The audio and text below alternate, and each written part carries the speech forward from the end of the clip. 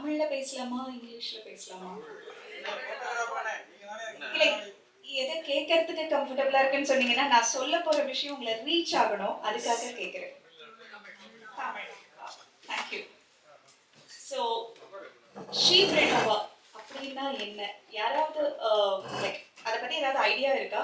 என்னோட மெம்பர்ஸ் மட்டும் அமைதியா இருந்துருங்க, எதுவும் சொல்லாதீங்க. ஸோ ஷீப் ரெனோவா அப்படின்னா என்னன்னு யாராவது ட்ரை பண்றீங்களா? அது என்னன்னு எனிபடி?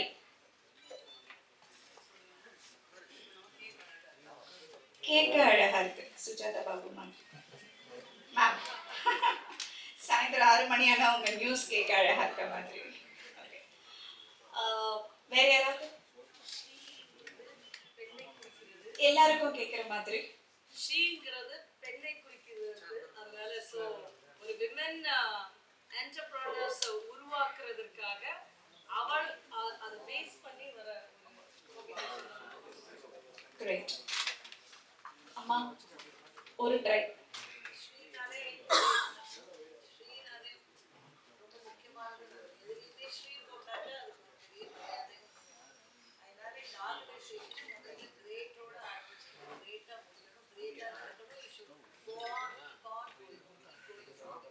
Thank you thank you.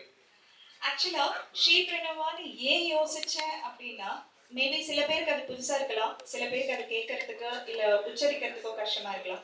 பட் எந்த ஒரு புது விஷயமும் ஃபர்ஸ்ட் ட்ரை பண்ணாதான் அது பழக முடியும். அதுக்காகவே நான் கொஞ்சம் வித்தியாசமா யோசிச்சது இது. அண்ட் இதுல என்னோட நண்பர்களுக்கும் பங்கு இருக்கு. ஒரு 4-5 விஷயம் நாங்க ஒர்க் அவுட் பண்ணும்பொழுது எவ்ரிபடி சஜஸ்டட் இல்ல இதுதான் நல்லா இருக்கு அப்படின்னு. ஸோ இந்த நேரத்தில் அவங்களுக்கும் நான் அந்த கிரெடிட்ஸ் கொடுக்கணும்னு நினைக்கிறேன். So she is of course girls, women, பெண்ணை குறிப்பது, பெண்மையை குறிப்பது. ஸோ ஷீ அங்க. ப்ரீ அப்படின்னா ஒரு அடி எடுத்து வைக்கிறது. The first step. Nova is nothing but a star. So எந்த ஒரு பெண்ணும் இருக்கிற இடத்துல இருந்து ஒரு அடி முன்ன நகர்ந்தாலும் ஒரு நட்சத்திரத்தை போல் மிளறுவாள். அவ்வளவுதான் அதுல இருக்கிற ஒரு மெசேஜ், அவ்வளவுதான். ஸோ அந்த அடி எடுத்து வைக்கிறது பிசினஸ்ல வச்சாலும் அந்த பெண்கள் அவங்களோட பொறுப்புகளை எல்லாம் முடிச்சுட்டு மிச்சம் இருக்கிற நேரத்துல மட்டும்தான் தொழிலை பத்தி யோசிக்கவே முடியும். ஏன்னா நமக்கு அவ்வளோ வேலைகள் இருக்கும். ஸோ எல்லா வேலையும் முடிச்சுட்டு அந்த 11 to 3ன்னு சொல்லலாமா, ஏன்னா ஒரு 9:30-10 மணி வரைக்கும் இப்படி போயிடும். அதுக்கப்புறம் தான் நமக்கான நேரம் கிடைக்கும். அதுக்குள்ள 3 மணி ஆயிடும். பசங்களை பிக்கப் பண்ணணும், சாயந்தரம் படிப்பு, அப்படி இப்படின்னு திரும்பவும் கண்ணை திறந்து பார்க்கும்பொழுது ராத்திரி 11 ஆயிடும். ஸோ இந்த இடைப்பட்ட காலத்துல நம்ம ட்ரை பண்ற ஒவ்வொரு முயற்சியும் with related to business, it should reach and நம்மளும் ஒரு ஸ்டார் ஆக முடியும் அப்படிங்கிறதுக்கான ஒரு முயற்சி தான் இது.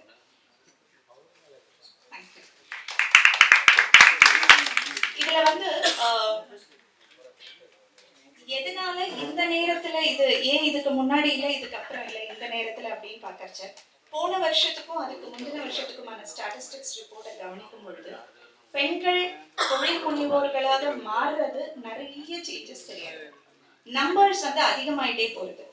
I think this is the right time அப்படின்னு யோசிக்கும் பொழுது, நான் 2019 வரைக்கும் ஒரு சேலரிடு விமனா இருந்தேன். ஒரு ஆக்சிடென்ட்டுக்கு அப்புறம் ஒரு 4.5 வருஷம் கழிச்சு திரும்பவும் ஜாப்னு ட்ரை பண்ணும்பொழுது right from the scratch and MNC protocol இந்த மாதிரி விஷயங்களுக்காக நான் என்னோட ஃப்ரீ டைம்ல மட்டுமே வேலை பார்க்குற மாதிரி ஒரு விஷயங்களை பண்ணும்பொழுது நல்ல ஒரு வருமானம் பார்க்கும்பொழுது when I started supporting my friend Ramya, நீங்க எல்லாரும் பார்த்துருந்துருப்பீங்க.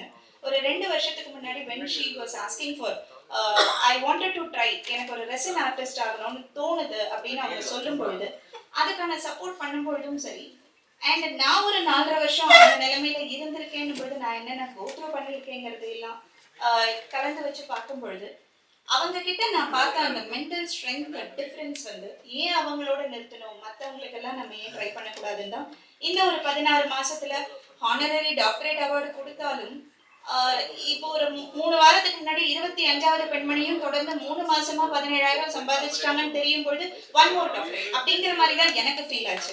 பட் என்ன இது, ஒரு 1.5 மாசத்துக்கு முன்னாடி என் ஹஸ்பண்ட் சீரியஸா இருக்கும்பொழுது நான் ஹாஸ்பிட்டல்ல இருக்கும்பொழுதெல்லாம் இவங்கள மட்டுமே ஃபோக்கஸ் பண்றோமே, ஏன் நல்லா இருக்கிறவங்களையும் நம்ம சப்போர்ட் பண்ணக்கூடாது?